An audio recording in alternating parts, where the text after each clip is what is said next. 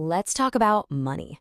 If you've ever felt like you're stuck in a losing battle with your budget or just totally overwhelmed by personal finance, then this is for you.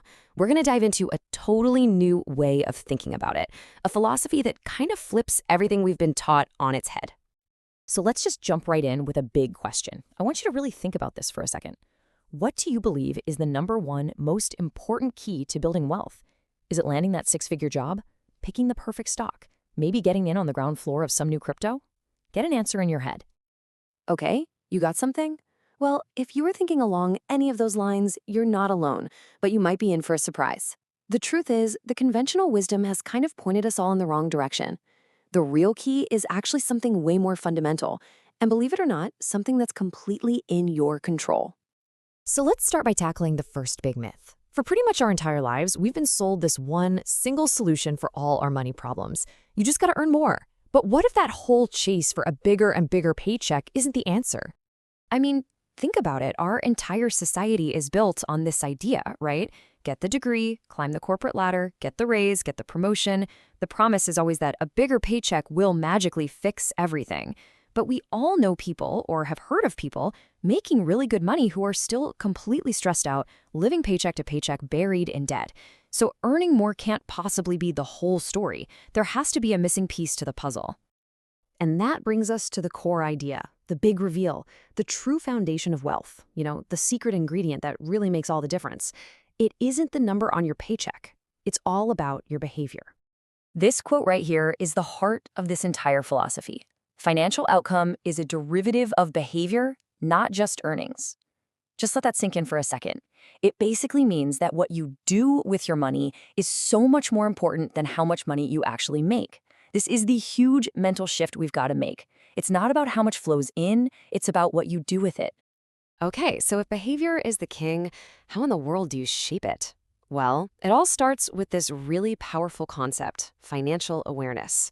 Now, this is not about restriction. It's not about making you feel guilty. It's simply the practice of understanding where your money is going, just to get some insight. This kind of judgment-free awareness, that's the bedrock of building wealth that lasts. So here's the path to get there. And look, it's a really simple three-step process. First, you just track your behavior. No judgment, no changing anything, you're just an observer. That one simple act naturally leads to step two. You start building awareness. You'll see patterns you literally never knew existed. And from that awareness, that's where you finally get the real prize, genuine control. And this right here is probably the most empowering part of this whole idea. We're not just talking about a new spreadsheet or an app. This is a complete shift in your mindset. We're moving away from a world of financial restriction and into one of financial control. You can see it right in the language we use. Over on the left, you've got that old restriction mindset. It's full of negative, deflating words like I can't and I failed. It feels like a punishment, right? But look at the right. The control mindset is active, it's empowered. I can't afford that becomes I choose where my money goes. I failed my budget becomes I learned from my spending. See the difference? You go from being a victim of your finances to being the architect. So why is this so much more effective? Well, first off, it's proactive. You're not just reacting to bills at the end of the month, wondering where it all went. You are intentionally steering the ship. Second, and this is huge, it completely removes the shame and guilt that make old school budgeting so miserable. Every purchase is just a data point, an opportunity to learn, not some moral failure. Which leads to the next point, it's all about learning, not passing or failing. And finally, it turns managing your money into a skill, something you actually build and get better at over time, like playing guitar. You don't have to be perfect on day one. Okay, so this all sounds great in theory, but where to actually begin, right? That brings us to our final and most important section, your first habit. Because this is all about the incredible power of starting small. Seriously, forget about trying to change your entire financial life in one weekend. That is just a recipe for disaster and burnout. The entire strategy, the whole secret, hinges on this one single number, 1. The goal is what you call incrementalism.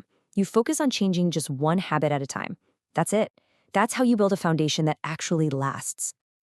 And I really need to emphasize this. This is not about some painful, miserable overhaul of your entire life. It's not about depriving yourself of everything you enjoy. It is simply about choosing and starting one small, totally manageable, new habit. That is the entire price of admission to this new way of thinking. That's all it takes to start. Which brings us to the final question, and this one is just for you. Forget about the complex systems for now. Just ask yourself this: what is the one habit, the one category of spending that you will start tracking today? No judgment, just tracking. Maybe it's your morning coffee, or how much you spend on lunch, or those late-night Amazon clicks. Honestly, the answer doesn't matter nearly as much as the simple act of choosing, because that choice, right there, that's your first real step toward lasting financial control. Good money habits help your savings grow. Build your wealth one step at a time.